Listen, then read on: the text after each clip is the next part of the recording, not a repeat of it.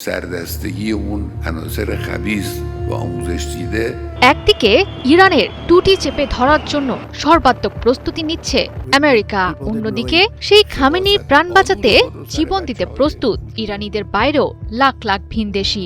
এক জটিল সময় এবং পরিস্থিতির মধ্য দিয়ে যাচ্ছে মধ্যপ্রাচ্য। জীবন মরণ লড়াইয়ের জন্য প্রস্তুত হচ্ছে গোটা অঞ্চল। সমগ্র মুসলিম বিশ্বের শিয়ামতের কেন্দ্রবিন্দু হল ইরান। সর্বোচ্চ নেতা আয়াতুল্লাহ খামেনি যেখানে শেষ কথা। ইরানের মতো মধ্যপ্রাচ্য সহ গোটা বিশ্বের লাখ লাখ মানুষ তাকে মনে করেন প্রতিরোধের শীর্ষবিন্দু। আর তাই আয়াতুল্লাহ খামেনির জন্য লড়াইয়ে নামতে প্রস্তুত হচ্ছে বিশাল সংখ্যক মানুষ। বাহরাইনের শীর্ষ ধর্মীয় নেতা শেখ ইসা কাশেমের কথায় পাওয়া গেল সেই প্রতিধ্বনি। তিনি স্পষ্ট করেই বলে দিয়েছেন, প্রয়োজন হলে আয়াতুল্লাহ খামেনির ডাকে সাড়া দেবেন তারা। ইরানের সঙ্গে সৌদি আরবের মিত্র বাহরাইনের রাষ্ট্রীয় বোঝাপড়া তেমন সহজ নয়, কিন্তু ভিন্ন পথে হাঁটলেন বাহরাইনের শীর্ষ আলেম শেখ ইসা কাশেম।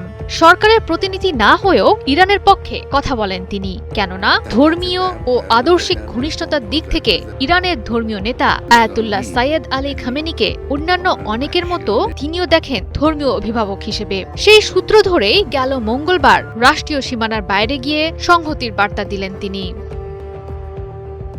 শেখ ইসা কাশেম তার সতর্কবার্তায় জানান, ইরানের আধ্যাত্মিক ও রাজনৈতিক নেতৃত্বে অস্থিরতা সৃষ্টির পায়তারা করছে যুক্তরাষ্ট্র। আয়াতুল্লাহ আলী খামেনিকে নিয়ে অপমানজনক মন্তব্য করে যাচ্ছেন মার্কিন প্রেসিডেন্ট ডোনাল্ড ট্রাম্প। কিন্তু আমেরিকার নীলনকশাকে কোনোভাবেই সফল হতে দেবে না ইরানের অধিবাসীরা। খামেনির জীবন বাঁচাতে জীবন দিতে প্রস্তুত ইরানের লাখো মানুষ।